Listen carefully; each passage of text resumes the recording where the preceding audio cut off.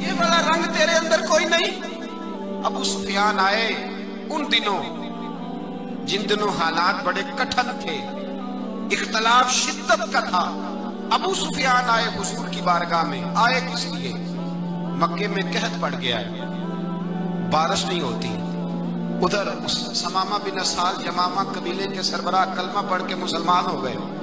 सारी गंदम उस कबीले से आती थी। समामा कहने लगा तुम मेरे मुस्तफा को नहीं मानते, कोई गंदम नहीं, भाग जाओ। एक बारिश कोई नहीं, दूसरी गंदम कोई नहीं। अबू सुफियान तड़प के दरे रसूल पे हाजिर हुए। अभी थोड़े दिन गुजरे हैं, ओहद में हुजूर के दांत शहीद किए।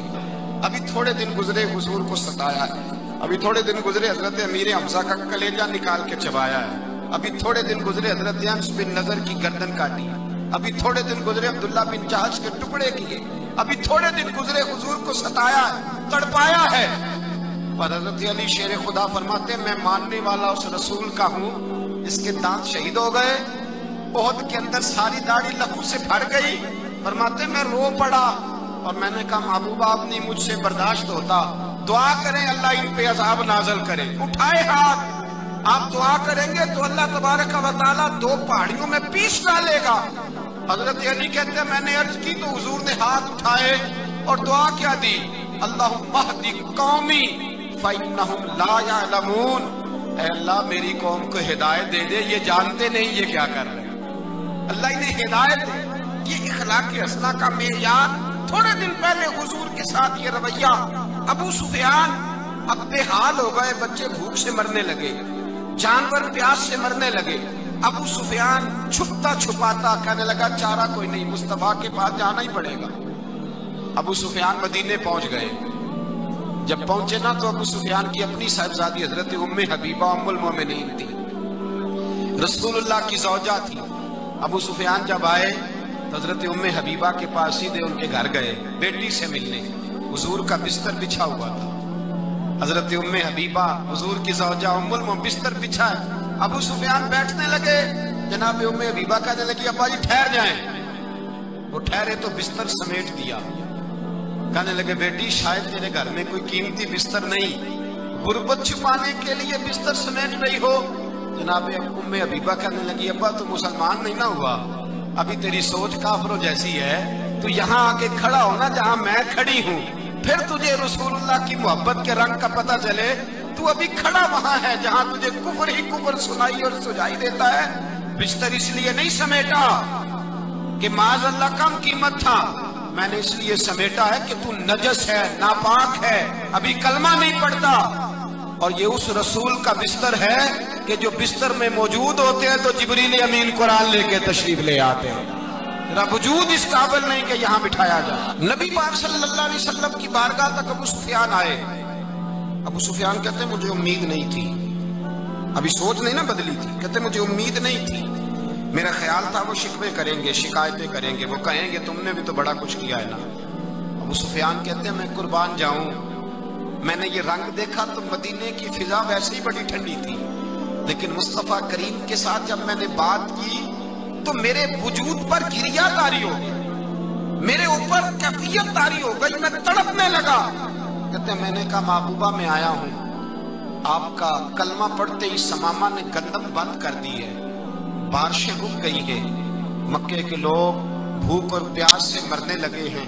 महबूबा बेटियां रोती हैं, या रसूल अल्लाह माएँ उनकी छातियों में दूध खुश्क हो गया है, बच्चे बिलखते हैं। अबू सुफियान कहते हैं मैं दुश्मन था, सारे मक्के के लोग दुश्मनी करते थे, लेकिन जब मैंने ये लफ्ज कहे ना अचानक मेरी नजर उठी तो मुस्तफा करीम की तो आंखें आंसू बरसा रही।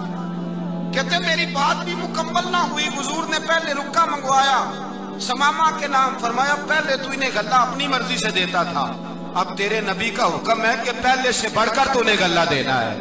और फिर मेरे मुस्तफा ने हाथ उठाए।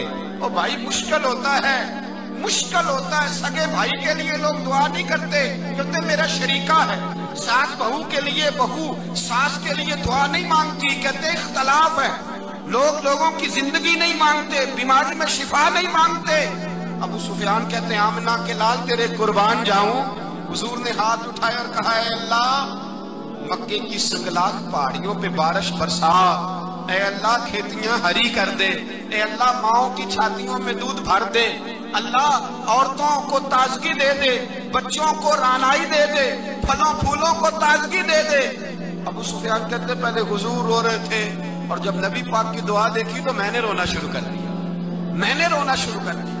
کہتے واپس آیا تو وہ احساس کہ یار یہ میں کس شخص سے مل کے آیا ہوں، یہ کس قسم کے آدمی سے مل کے آیا ہوں، یہ کیسا رنگ ہے، یہ کس قسم کا انداز ہے کہ جس کو میں پتھر مارتا رہا وہ میرے لیے دعائیں لے کے بیٹھا ہوا ہے، جس کو ساری زندگی ستایا ہے وہ میرے بچے کے لیے روتا ہے، میری بیٹی کے لیے اس کی آنکھ میں آنسو ہیں، وہ ہمارے لیے تڑپ رہے ہیں۔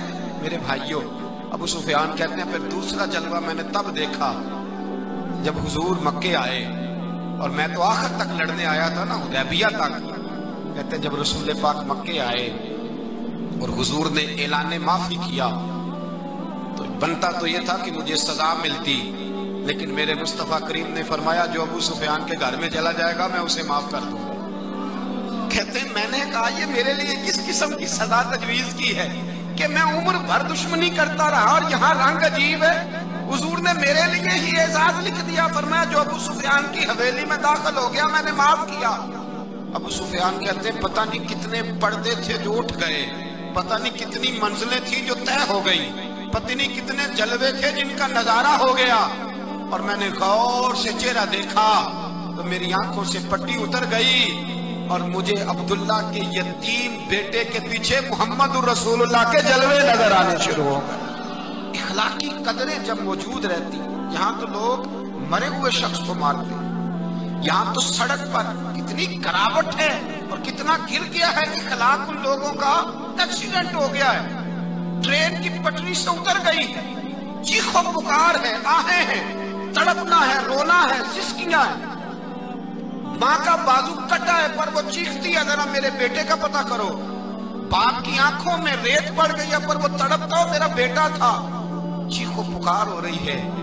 پر ظلم ہے اس قوم کا کہ جو بچانے والے آئے ہیں وہ پہلے آتے ہی ان کی جیبیں ٹٹول رہے ہیں، ان کے بٹوے دیکھ رہے ہیں، گری ہوئی عورتوں کے، یہ آپ اٹھا کر دیکھیے اخبارات، عورتوں کے گری ہوئی عورتوں کے کانوں سے بالیاں نوچی گئی اور ان کے کان تک کٹ گئے۔ یہ اس قوم کا حال ہے۔ اقبال کہتے ہیں جنہیں آتا نہیں دنیا میں کوئی فن تم ہو، اور بیچ کھاتے ہیں جو بزرگوں کا کفن تم ہو۔ تم وہ لوگ ہو جو کفنوں پہ سودے کرتے ہو، جو قبروں پہ سودے کرتے ہو۔ یہ لوگ تجارتیں کرتے ہیں، اخلاقی پستی کا یہ عالم کہ لوگ قبروں پہ سجدے کرتے ہیں، بیٹے بیچ کے دہیج خریدتے ہیں۔ غریب کی بیٹی روز تڑپتی ہے، روتی ہے، روز سسکیاں لیتی ہے کہ کہاں سے وہ دروازہ کھلے گا جب میں بھی جب سہاگن ہوں گی، جب میرا باپ بھی عزت کے ساتھ مجھے رخصت کرے گا۔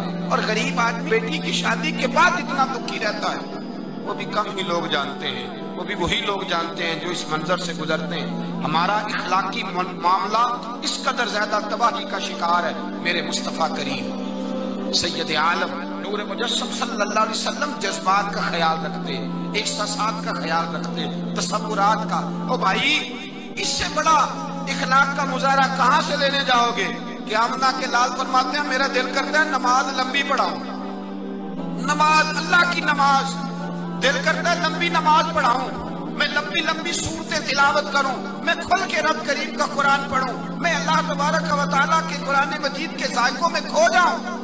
لیکن حضور فرماتے ہیں نماز میں کسی بچے کے رونے کی آواز آتی ہے، کسی بوڑھے کی ہائے کی آواز آتی ہے، کسی بیمار آدمی کی ہائے کی آواز آتی ہے۔ نبی پاک فرماتے ہیں میں اللہ کی نماز چھوٹی کر دیتا ہوں، اللہ کے بندوں کا خیال کرتا ہوں، میں رب کی نماز چھوٹی کر دیتا ہوں، رب کریم کے بندوں کا خیال کرتا ہوں۔ خدا کے بندے تو ہیں ہزاروں، بنوں میں پھرتے ہیں مارے مارے، میں اس کا بندہ بنوں گا جس کو خدا کے بندوں سے